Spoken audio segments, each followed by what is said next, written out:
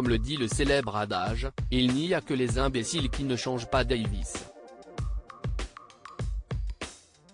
Et Michel Sardou n'est pas un.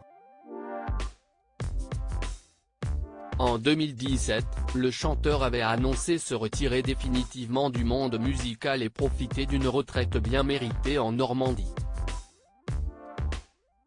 J'arrête de chanter, définitivement. Je vais faire une dernière tournée et un dernier album, révélait-il dans les colonnes du Parisien. Ce dont il rêvait ? Ne pas partir trop tard. Après j'irai au théâtre, je me ferai plaisir. Je veux me protéger et ne surtout pas faire l'album et la tournée de trop. Confiait l'interprète des Lacs du Connemara. Il arrive un moment où on a tout dit. Et puis j'ai 70 piges, j'ai bien le droit de me faire plaisir. L'année suivante, il faisait donc ses adieux à son public. Des adieux loin d'être définitifs. Car contre toute attente, Michel Sardou a changé Davis. D'ici quelques mois en effet, le chanteur repartira en tournée et va s'offrir des concerts dans les plus grandes salles d'Europe et de France comme Paris La Défense Arena. En réalité, ce n'est pas Michel Sardou qui a décidé de mettre fin à sa retraite. Mais son épouse, Anne-Marie Perrier.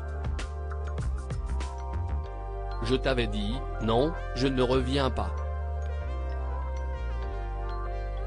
Dans ma tête, je ne revenais pas, s'est souvenu le chanteur sur le plateau de 20h30 le dimanche ce 13 novembre. J'avais pensé à tout, j'avais tout prévu sauf un truc, ma femme. Pour convaincre son époux de remonter sur scène et retrouver son public, elle l'a joué très finalement, comme il le reconnaît volontiers, elle revenait du marché et elle m'a dit, j'ai entendu une chanson de toi que je ne connaissais pas. Pourquoi tu ne la mets pas en scène ? Michel Sardou, il faut que j'apprenne mes chansons. Quelques semaines plus tard, Anne-Marie Perrier a emmené Michel Sardou voir la comédie musicale qui lui est consacrée à Caen. Si est-il la première fois que je vois mes chansons de la salle, avec le public, car je n'écoute jamais mes chansons, a assuré le chanteur sur le plateau de France 2. Selon lui, si son épouse a eu cette idée un peu folle c'est parce qu'elle pensait qu'il s'ennuyait un peu dans son quotidien de chanteur retraité. Je ne m'ennuyais pas du tout, a plaisanté Michel Sardou, qui a pourtant fait confiance à sa femme.